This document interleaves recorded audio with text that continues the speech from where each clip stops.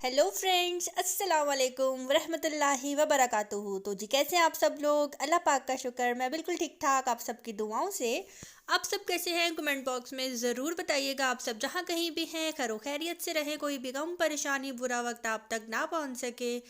आमीन सुम्मा आमीन। तो जी फ्रेंड्स, यहाँ पे टाइम है दोपहर के 1 बज रहे थे। हस्बैंड जो है सोकर उठ चुके थे और आज मैं भी थोड़ा लेट उठी। और उसकी रीज़न ये थी कि रात को हम देख रहे थे बंटी और बबली पार्ट 2। और हस्बैंड को तो बहुत अच्छी लगी, मुझे बस नॉर्मल लगी। और यहाँ पे जी बना रही थी, मैं नगेट्स फ्राई कर रही थी। ज़ैम यही कह रहे थे कि नाश्ते में मुझे कुछ नहीं करना, बस नगेट्स फ्राई कर दो और साथ में चाय दे दो। तो बस यहाँ पे जी उनके लिए कर रही थी मैं नगेट्स फ्राई और साथ में बना रही हूँ मैं चाय। और आज ही बहुत अच्छी धूप निकली हुई थी और मैंने जो है हस्बैंड को चेयर रख दी किचन में ही। जब वो शावर लेकर निकले मैंने कहा अब यहाँ पे बैठ जाएं और मज़े मज़े की धूप को जो है इंजॉय करें। तो कहते हैं तुम भी यहाँ पे बैठ जाया करो। मैंने कहा नहीं, मुझे उलझन होती है, मुझे ऐसा लगता है जैसे कि मुझे किचन में काम स्टार्ट करना पड़ जाएगा अभी, इसलिए आप ही बैठे और इस धूप को इंजॉय करें। तो सर्दियों में नहाना बहुत मुश्किल काम लगता है, ऐसा लगता है जैसे पता नहीं कौन सी हम जंग लड़ने जा रहे हैं। और जब नहा के निकल आओ तो हम बहुत ही हल्के फुल्के से फील करते हैं अपने आप को। ऐसा किसके साथ होता है? और सर्दियों में स्पेशली अगर कोई हमसे पहले शावर लेकर निकल आए ना बाहर, तो उसको देखकर जो सुस्ती आती है ना, हम कहते काश इससे पहले हम चले जाते, हम नहा कर निकल आते। तो खैर हाँ, जब मैं छोटी थी मेरी बहन और मैं, हमारी कोशिश होती थी, क्योंकि पहले वक्तों में तो खैर मैं इतनी पुरानी नहीं हूँ, लेकिन पहले ये होता था कि एक ही वॉशरूम होता था सहन में या बरामदे में घर के। तो उसी को सब यूज़ करते थे घर में, एक या दो वॉशरूम, इससे ज़्यादा नहीं होते थे। अटैच बाथ सिस्टम होता ही नहीं था पहले वक्त में। तो हमारी कोशिश होती थी मेरी बहन की कि पहले वो जाएगी शॉवर लेने और मेरी होती थी कि जी पहले मैं जाऊंगी। तो जब मेरी बहन शॉवर लेकर निकल आती थी तो कहती थी देखा मैं नहाई, अब तुम जाओ। और मैं फिर रात को जाती थी, मुझे इतनी सुस्ती आती थी उसको देखकर। और वैसे भी मेरी एक शुरू से आदत है कि मैं सर्दियों में ना रात को नहाती हूँ। नहा कर जो है बाल ड्राई करके कपड़े चेंज करके फिर जो है ब्लैंकेट में या लिहाफ में घुस जाओ और फिर सोने का जो मज़ा आता है ना, बहुत मज़े की नींद आती है। तो यहाँ पे जी हाँ, बेडशीट जो है मैंने आज चेंज की थी। और 3 बज गए हस्बैंड के जाने के बाद जी। अभी तक जो है मेड नहीं आई, उनको मैंने कॉल की, उन्होंने कहा बाजी मैं एक घर में हूँ, वहाँ पे उनके आज कपड़े धो रही हूँ, आप थोड़ा सा वेट कर लें, बस मैं अभी आ जाऊँगी। मैंने कहा चलें ठीक है। और करते करते 4 बज गए, उनको मैंने फिर कॉल की और उन्होंने कहा कि बाजी बस मैं आने वाली हूँ, आप सफाई मत करना। मैंने कहा ठीक है जी, बस आने वाली होंगी। और जी उसके बाद देखते ही देखते शाम के 6 बज गए। तो मैंने सोचा कि क्यों ना अब किचन तो खैर हाँ, मैंने नीट कर ही लिया था तकरीबन, बस कुछ बर्तन थे वो वॉश करने थे। तो खैर ये वाला जो टाइम है जो मैं अभी दिखा रही हूँ ये दोपहर का ही है। तो उनके आने से पहले मैंने सोचा कि क्यों ना मैं कपड़े तार से उतार कर जो है कपड़े तय कर लूँ। और कुछ कपड़े सूख गए थे और कुछ अभी सूखने बाकी थे। तो मैंने सोचा कि इनको मैं पंखे के नीचे सुखा लेती हूँ। और अभी मेरे घर में जो है हीटर तो है नहीं, क्योंकि मेरे घर में गैस नहीं लगी हुई। और हीटर के बगैर जो है मेरा गुज़ारा बिल्कुल भी नहीं है। और अभी मैंने हीटर इसलिए नहीं लिया क्योंकि एक तो गैस नहीं है और दूसरा मेरा घर जो है अंदर से गर्म है, शुक्र अल्लाह पाक का लाख लाख। वरना हीटर के बगैर सर्दियों में मैं 1 मिनट नहीं रहती। हीटर तो मेरी गोद में रखा हुआ होता है और मुझे बहुत ज़्यादा डांट पड़ती है इस बात पे। मेरे पापा बहुत डांटते हैं कि तुम हीटर को जो है ना अपने ऊपर चढ़ा कर बैठती हो। और सर्दियों में मेरे जो पाँव है ना वो आगे से बिल्कुल जल जाते हैं, क्योंकि मैं इतना ज़्यादा जो है हीटर यूज़ करती हूँ। लेकिन खैर जब से शादी हुई है तो हैदराबाद में तो इतनी सर्दी नहीं होती थी, तो वहाँ तो मुझे हीटर की कभी नीड नहीं हुई। और पिछले साल मम्मा की तरफ थी तो सर्दियों में हीटर के आगे बैठ जाती थी। इस साल जो है अभी तक मुझे ज़रूरत फील ही नहीं हुई। तो बस यहाँ पे जी मैं कर रही हूँ अपने कपड़े तय। और शुक्र अल्लाह पाक का कपड़े सूख गए थे जो 2 दिन की धूप निकली है उसमें। वरना सर्दियों में कपड़े सूखना बहुत मुश्किल है। मैं तो ये हैरान हूँ जो लोग सवात साइड पे, पिशावर साइड पे, इस साइड पे रहते हैं, उनका क्या हाल होता होगा। मतलब कि जो पहाड़ी इलाकों में रहते हैं वहाँ पे तो कपड़े कैसे सूखते होंगे। मैं तो सोच सोच के मुझे चक्कर सा आ जाता है। और सर्दियों में कपड़े वॉश करना, उसके बाद उनको ड्राई करना, फिर तय करना, ये तो बहुत बड़ा काम है। खैर ये वाले काम तो मैं अपनी लाइफ में फ़र्स्ट टाइम कर रही हूँ, वरना मम्मा की तरफ थी तो शादी से पहले भी मेड करती थी, और ससुराल में थी तो वहाँ पे भी मेड करती थी। अब जो है सब कुछ मुझे खुद ही करना पड़ रहा है, लेकिन खैर अब जब सर पर आती है तो हम लड़कियां जो है कर ही लेती हैं। बहुत सी लेडीज़ जो है वो शादी से पहले बिल्कुल भी काम नहीं करती, उनको कोई काम काज कुछ भी नहीं करना आता, लेकिन शादी के बाद जो है एक औरत सब कुछ सीख जाती है, खाना पकाना सीख जाती है, घर संभालना सीख जाती है, बच्चों को कैसे केयर करना है वो सीख जाती है। तो अल्लाह पाक ने औरत को जो है बनाया ही ऐसे है।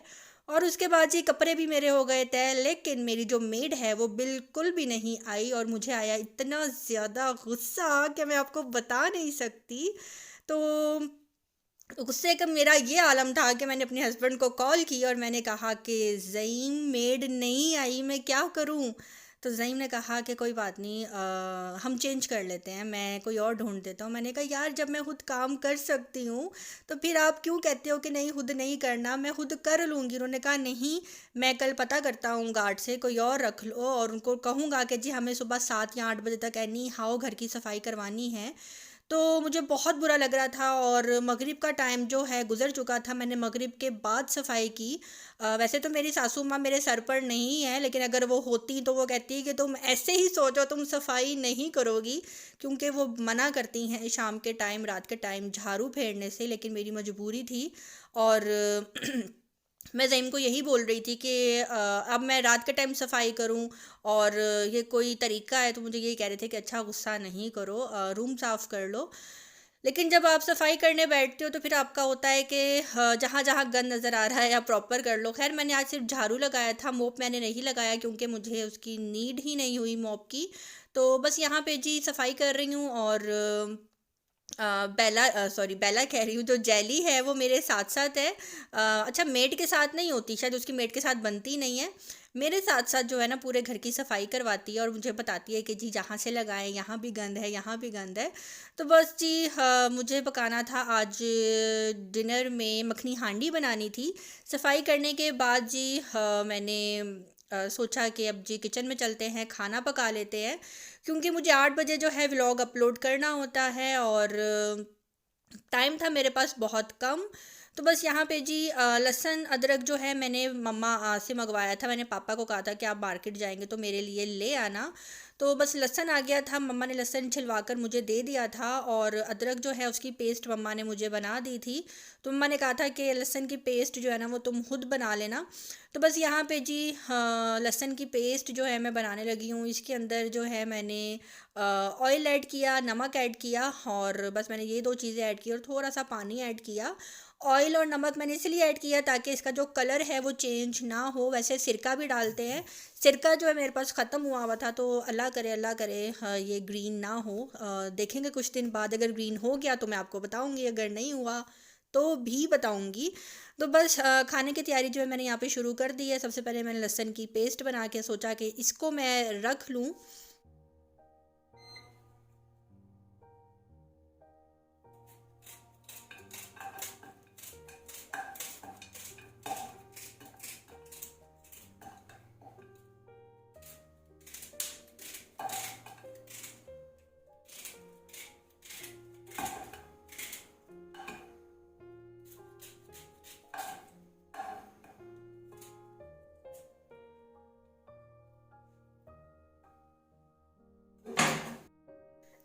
तो जी बस यहाँ पे एक छोटे साइज़ का मैंने प्याज लिया था, और उसको मैं कर रही हूँ मक्खन में, और थोड़ा सा जो है मैंने कुकिंग ऑयल ऐड किया था, उसके अंदर मैं इसको फ्राई कर लूँगी। और थैंक यू सो मच, आप सब मेरे कुकिंग को इतना पसंद कर रहे हैं, और मुझे उम्मीद नहीं थी कि आप सबको मेरी कुकिंग जो है पसंद आएगी।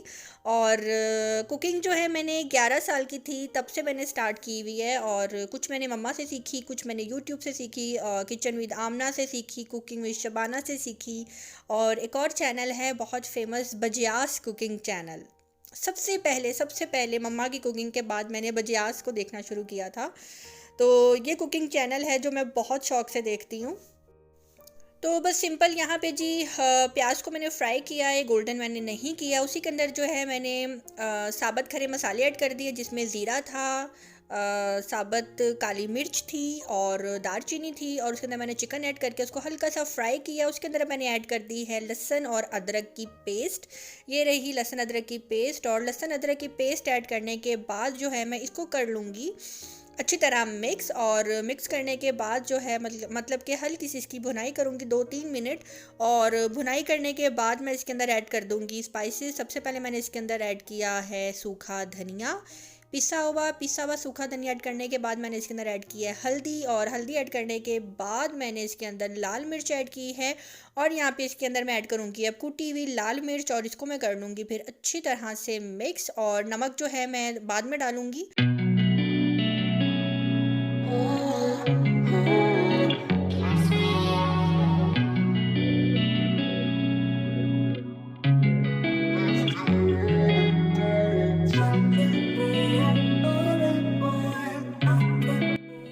और जी यहाँ पे मसाला जो है मेरा भुन चुका था, और मैंने 3 टमाटर लिए थे छोटे साइज़ के, और उसकी जो है मैंने ऐसे पेस्ट बना ली थी। और मैं अब इसके अंदर ये ऐड कर दूँगी और फिर इसको अच्छी तरह जो है मैं भून लूँगी।